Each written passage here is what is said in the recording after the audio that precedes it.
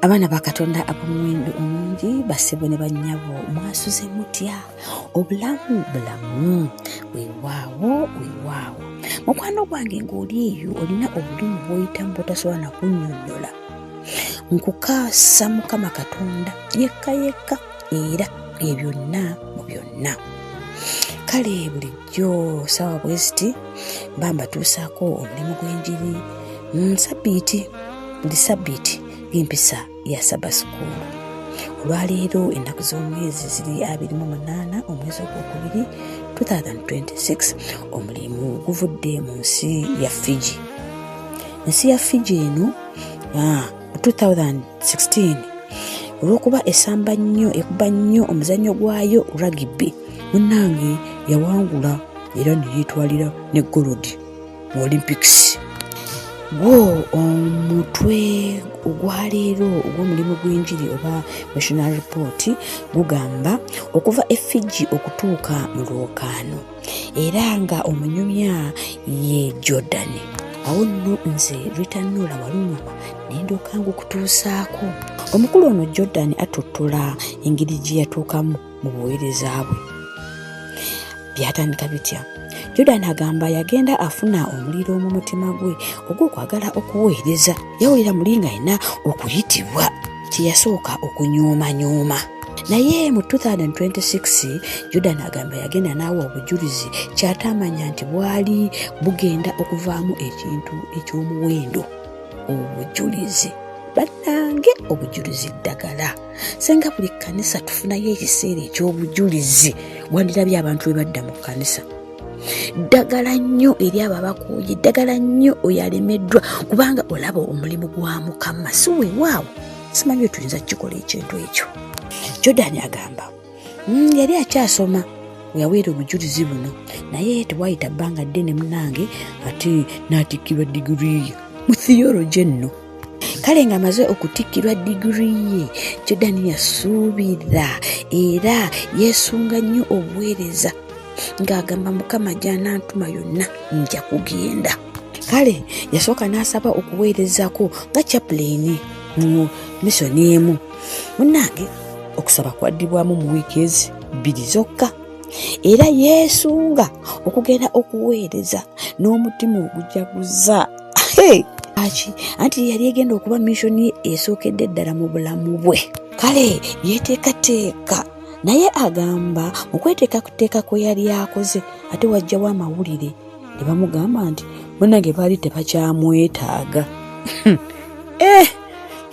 Jordan kyamutiisa era n'akita, naye agamba teyagwamu maanyi. Munnange yaddamu ate n'asaba obuweereza awalala. Kuno yasaba mu Adventist Organization era bambi ebyembi tebaamuddamu. Wano Jordan yatandika okuwulira muli ng'alinga atagasa. Yawulira ng'aweddemu amaanyi. Manyi okwesunga ekintu naye nga kiganya okujja. Wali obaddekawo ng'olina gwe weesunga, olina kye weesunga ate ne bakusazaamu. How do you feel? Kale Jordan ng'ali awo mu mbeera eyo ey'okusoberwa, gamba omu ku baali abasomesa be Dr. Tauba yamutunuulira ng'alaba alina obwagazi, alina amaanyi, era wano n'amugamba naye lwaki tosooka kunoonya buweereza mu nsi muno wano nga tonnaba kufuluma? Goloza temuli buweereza muno. Ekigambo ekyo nno Jordan kyamukwata era bw'atyo n'ayanguyiriza okugenda eri Ssaabawandiisi w'obulabirizi bwa Fiji. Ng'atuuse ewa Ssaabalabirizi, omanya wa Ssaabawandiisi yamutegeeza nti awandiike ebbaluwa agisindike mu ofiisi y'obumeesani. Kino Jordan yakikolerawo bagirawo era n'asaba okubeera omu ku baweereza b'abantu bannansi wamu n'ekubya empuliziganya. Jordan agamba ku luno bwe yawaayo okusaba kwe, munnange Katonda yamuggulirawo oluggi. Mumanyi ekyamuweebwa? Yaweebwa omulimu gw'okulabirira amakanisa 3 mu kibuga. Agamba mu butuufu teyalina kitiibwa kyonna, gamba obanga talina tayito yonna wadde ey'obusumba. Yali taweebwa musaala, naye olw'okuba yali kyayagala okukola yali akyagala n'omutima gwe, yakolera ddala n'omutima gwe gwonna. Agamba okusoomoozebwa kwe yafuna ng'atandise obuweereza bwe ndwali olulimi. Ekirala yali tanaba kufuna bukugu okubuulira, yali tanaba kuyiga kusaba n'okubuulira mu lulimi olwo Olufiji. Yali ayagala akozesa nnyo olulimi Olungereza. Kino nno kyamuleetera lumu mukyala w'omukadde okumulumba n'amutegeeza nti abamemba beemulugunya lwaki akozesa nnyo Oluzungu. N'ekirala abamemba baali beemulugunya lwaki obulabirizi bwe baalaba abaweereza bwasalawo kubaweereza akavubuka akato kagenda kukola ki? Jordan agamba by then yalina emyaka 22. Kale ebigambo ebyo byamufumita. Abaweereza abali eyo kyali kikutuuseeko ne bakuweereza abantu ne beemulugunya nti oli kato. Jordan agamba byonna yabiwulira naye teyakkiriza bigambo ebyo kumuwangula. Ye kye yakola yasaba wamu n'okugumiikiriza. Jordan agamba bannanga amakanisa 3 agaamuweebwa gaamuleetera okubuguutana anti alinanga okubeera mu kkanisomero lya Sabbiiti mu kkanisa emu ate ng'alina okubuulira mu kkanisa endala. Yayinanga n'okusisinkana abavubuka ate olw'eggulo mu kkanisa awalala. Amakanisa 3 ku Sabbiiti. Kyokka ate nga ne mu wiiki yayinanga okubeerawo, waliwo abajjanga okumusabira, wabeerangawo zipulogulaamu, wabeerangawo enkiiko, wabeerawo ng'omubiina obutono bwe yayinanga okusisinkana. Wamma ggwe n'abeera mu kubuguutana okungi wiiki yonna. Wabula yeebaza agamba mu kubuguutana kuno kwe yalimu okwamumalangako emirembe, okwamubalangako obudde bwonna nga talina mu wiiki yonna, kwamuyamba okugenda ng'ategeera abantu n'okuyiga olulimi lwabwe luno. Bino ne kimuyamba ne batandika n'okugenda nga bamwesiga. Agamba bannange aba akyali ku ekyo ate wajjayo essuula empya. Anti bamusaba atandike okugenda nga ku leediyo ya Hope Fiji.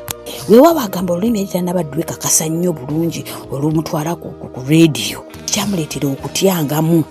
Jordan agamba weewaawo tekyali kiseera kyangu, naye agamba kyamuyamba ate okukula mu buweereza mpola mpola.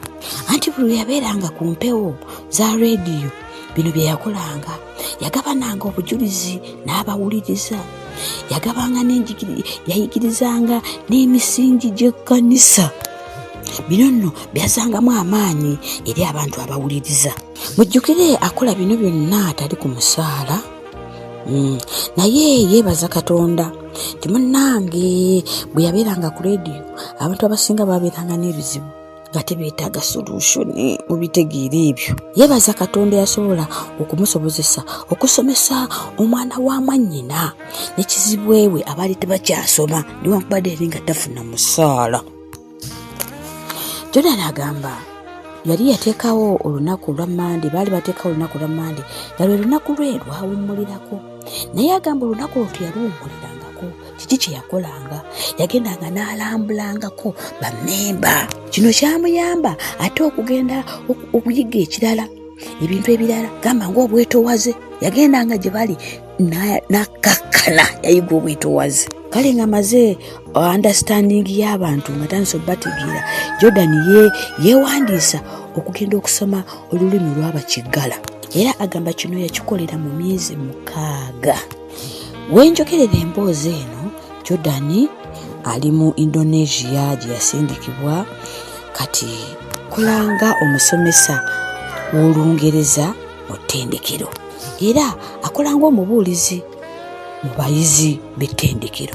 Wabula kyagamba nti mu Indonesia weewaawo amakanisa mabale, si mangu ga kulaba, alina ekiwuubaalo, naye yeebaza Katonda kubanga yamusindika mu nnimiro ye. Era yagamba ajja kgenda erimirirwana gye, ajja kgenda yonna Mukama gy'amutuma okwetooloola ensi yonna. Ayogera bino agamba ate mu Indonesia munnange, mu Indonesia tomala gayogera ku Yesu, era tamala gayogera emirembe mu linnya lya Yesu Kristo. Bakulyawo naye yeebaza Katonda eyamutambuza okuva ewaabwe mu Fiji n'amutuusa mu Indonesia. Newankubadde omulimu si mwangu naye bwebaza Katonda.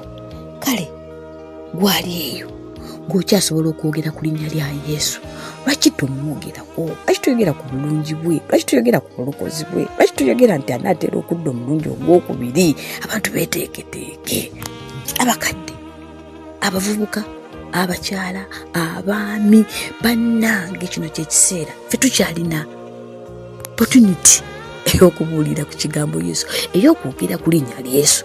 Saba mukwana ali tukozese opportunity eno nga bwe kikyayinzika.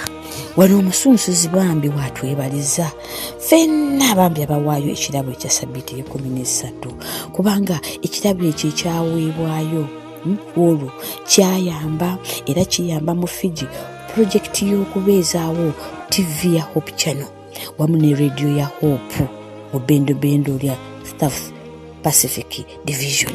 Era bambi n'atusaba kooti eno ku Ssabbiiti ye-13 bambi tuweeyo kubanga ku luno kigenda kuyamba ku by'obulamu bw'abaana ku kizinga Solomoni.